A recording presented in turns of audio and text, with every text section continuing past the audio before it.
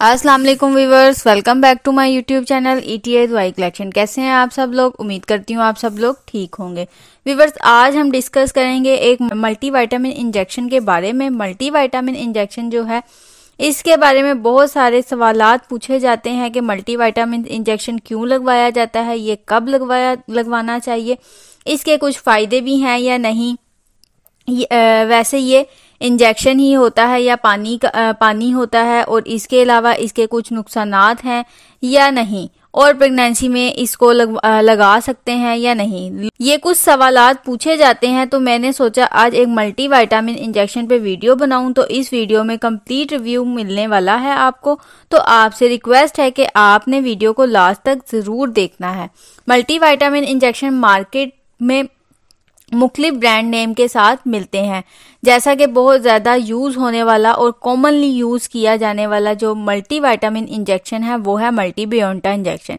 ये इंजेक्शन बहुत सारे मल्टीविटामिन पर मुश्तमिल होता है। इसको बहुत से मल्टीपर्पज़ के लिए यूज़ किया जाता है। मल्टीबियोंटा इंजेक्शन के इंडिकेशंस यानी यूजेस की बात करते हैं तो इसको यूज किया जाता है विटामिन डेफिशिएंसी के लिए। विटामिन डेफिशिएंसी में पेशेंट्स को कमजोरी वगैरह महसूस होती है, सर दर्द रहता है, चक्कर वगैरह आते हैं, कमजोरी महसूस होती है, पट्ठों में खिंचाव रहता है। तो ये सारी जो कंडीशन है ये अक्सर फीमेल में भी ये मिसाइल होते हैं, खून की कमी का शिकार रहती हैं। तो इस कंडीशन में ये इंजेक्शन लगाया जाता है। और इसके अलावा इसको लगाते हैं मल्टी न्यूट्रिशन के पेशेंट में, मतलब वो पेशेंट जो ग़िज़ाइयत की कमी का शिकार हो, उन पेशेंट में इस इंजेक्शन को लगाया जाता है। इसके अलावा अगर कोई पेशेंट कोमा में चला गया है, तो हेड इंजरी का शिकार है और वो ओरली कुछ खा भी नहीं सकता, तो उस सूरत में भी जो है ये इंजेक्शन लगाया जाता है। हर किस्म की वीकनेस में इस इंजेक्शन को लगाया जा सकता है।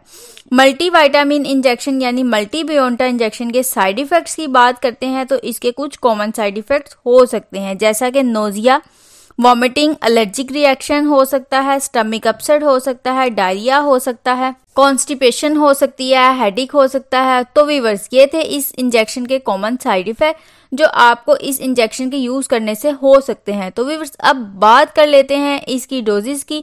तो इसकी जो डोज है पेशेंट की age, weight and medically condition पे डिपेंड करती है, और मेडिकली कंडीशन वाइज ही इसकी डोज को प्रिस्क्राइब किया जाता है। बेहतर है कि आप अपने डॉक्टर से एक दफ़ा ज़रूर मशवरा कर लें। इस इंजेक्शन को इस्तेमाल करने से पहले आपने अपने डॉक्टर की हिदायत के मुताबिक ही इसको इस्तेमाल करें।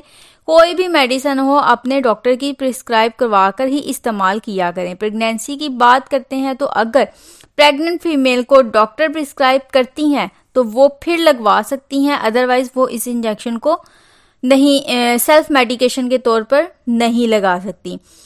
प्रेग्नेंट फीमेल्स यूज कर सकती हैं, अगर बहुत ज्यादा जरूरत हो तो डॉक्टर प्रिस्क्राइब करे तो फिर लगवा सकती हैं।